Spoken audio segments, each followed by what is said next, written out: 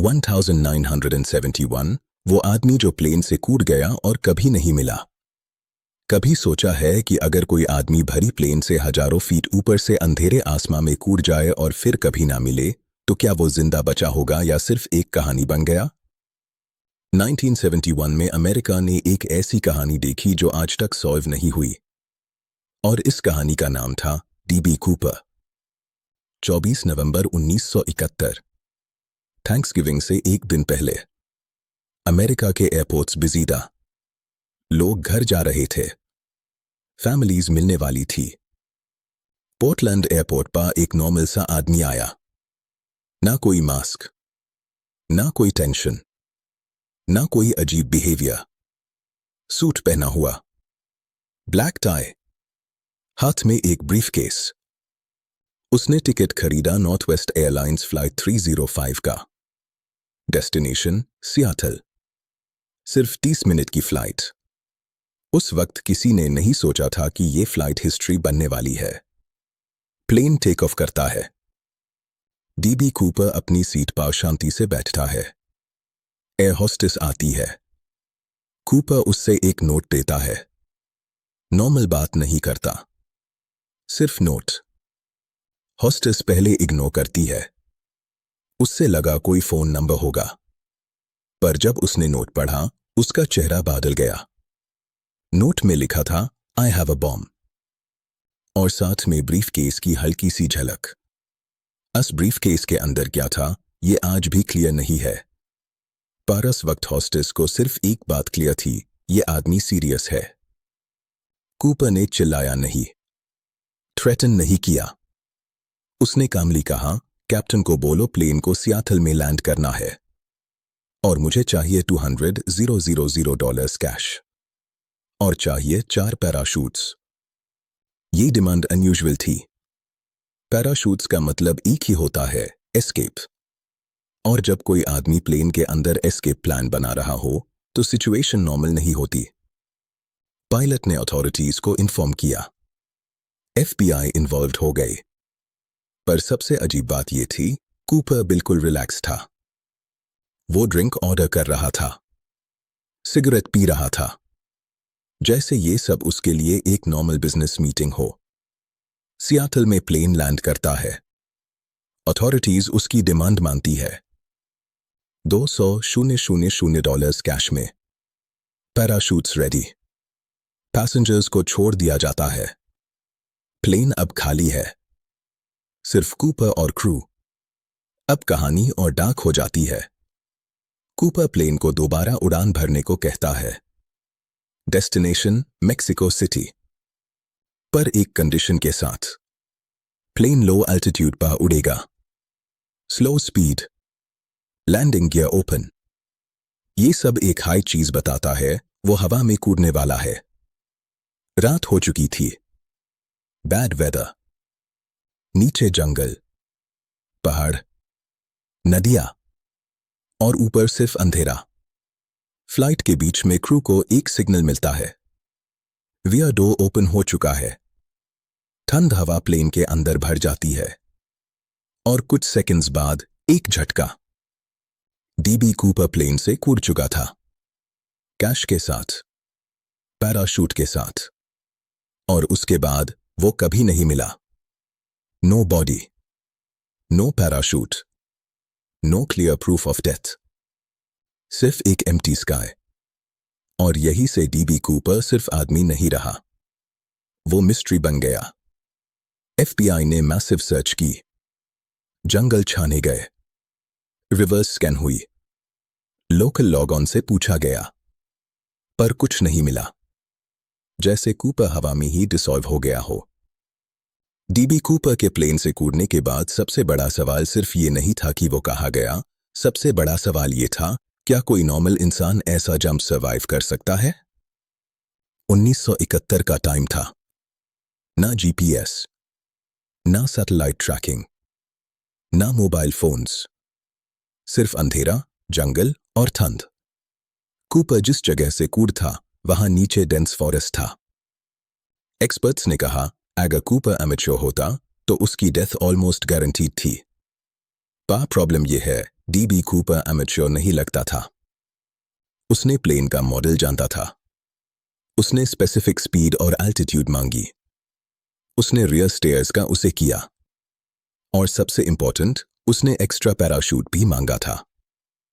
यहां से थ्योरीज शुरू होती है। पहली थ्योरी, डीबी कूपर एक ट्रेन्ड स्काईडाइवर था। मिलिट्री बैकग्राउंड, एयरफोर्स या पैराट्रूपर। दूसरी थ्योरी, वो एयरलाइन इंडस्ट्री से कनेक्टेड था। पायलट, इंजीनियर या एयरक्राफ्ट मैकेनिक, क्योंकि उससे पता था कौन सा प्लेन कैसे बिहेव करता है। पर सबसे डार्क थ्योरी ये कहती है डीबी कूपर ने बचने का प्लान बनाया ही नहीं था। हो सकता है ये एक वन वे मिशन था। एक लास्ट मैसेज। एफबीआई ने 800 से ज्यादा सस्पेक्ट्स इन्वेस्टिगेट किए, हर एक का बैकग्राउंड चेक, पर एक भी सॉलिड प्रूफ नहीं मिला। हर सस्पेक्ट में कुछ मैच होता था और कुछ मिस। 1978 में प्लेन के एक पार्ट पर फिंगरप्रिंट्स मिले, पर वो इनकम्प्लीट था। उस वक्त फिंगरप्रिंट डाटाबेसेस लिमिटेड थी।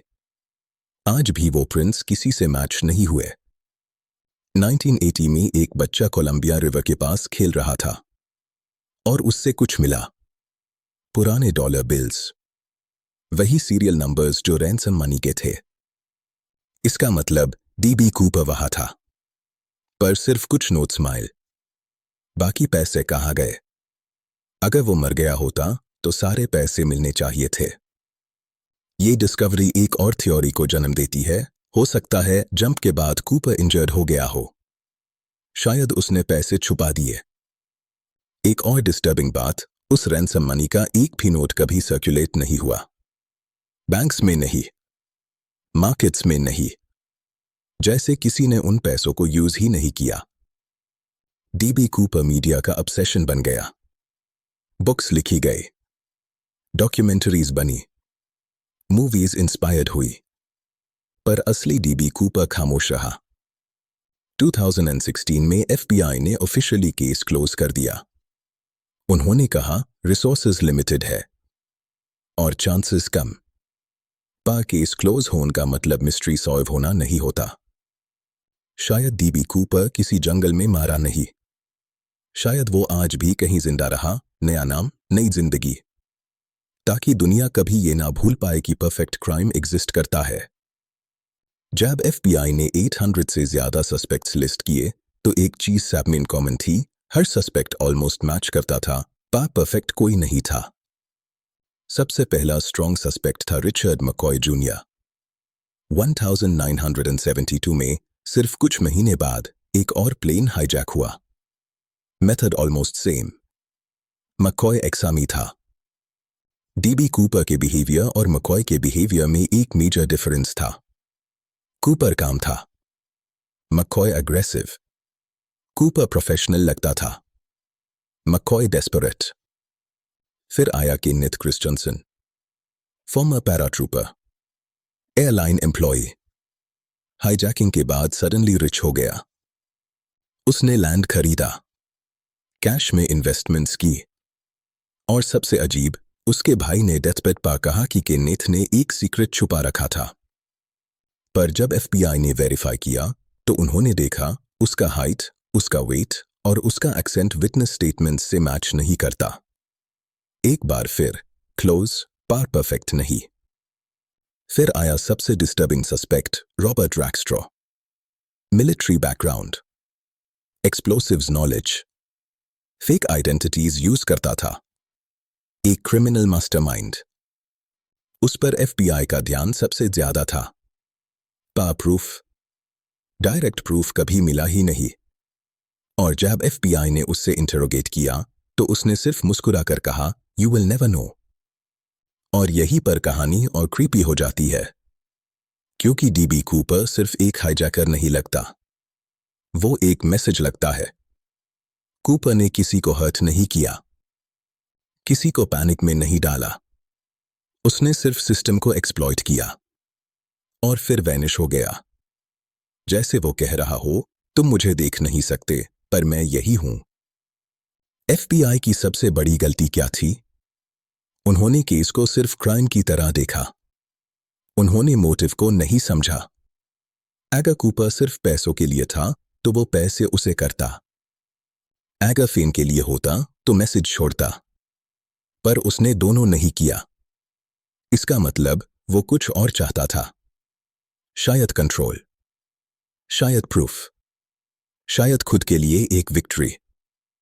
एक्सपर्ट्स कहते हैं हो सकता है डीबी कूपर ने जंप सर्वाइव किया और उसने क्वाइटली नॉर्मल लाइफ जीनी शुरू कर दी। जॉब, फैमिली, रूटीन, और हर थैंक्सगिविंग पर न्यूज़ देखकर सिर्फ मुस्कुराता हो। ये भी हो सकता है डीबी कूपर वही मर गया हो। पर अगर ऐसा होता तो कोई ना कोई प्रूफ मिलता। जंगल सीक्रेट्स छुपा सकता है पर इतने सालों तक नहीं। इस पार्ट 3 का एंड इस थॉट के साथ होता है, हो सकता है डीबी कूपर का सबसे बड़ा क्राइम प्लेन हाईजैक नहीं था। उसका सबसे बड़ा क्राइम था दुनिया को ये दिखा देना कि सबसे पावरफुल सिस्टम्स भी कभी-कभी हार जाते हैं। At this point, there is one uncomfortable truth left. There is no neutral position anymore. You are either adapting or you are slowly becoming irrelevant. Not useless. Not unemployed. Not failed. Just less chosen. And that is far more dangerous. Because irrelevance does not hurt immediately. It erodes quietly. You still show up. You still try.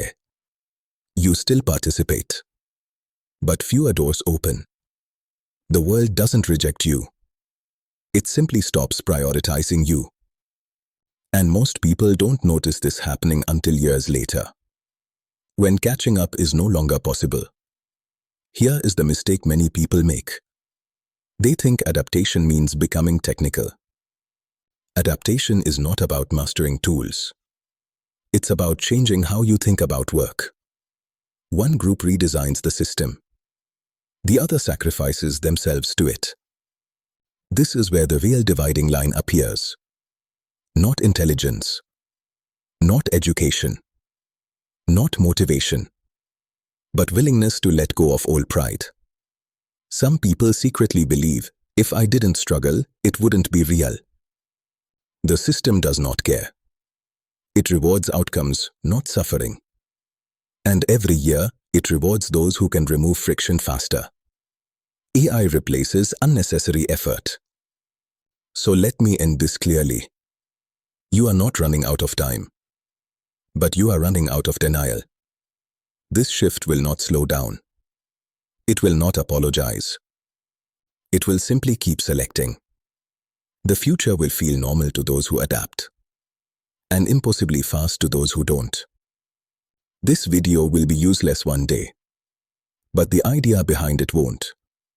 Because the line between those who win and those who fade is already visible. Most people just refuse to look at it. Because the only skill that survives is the ability to update yourself faster than the world updates around you.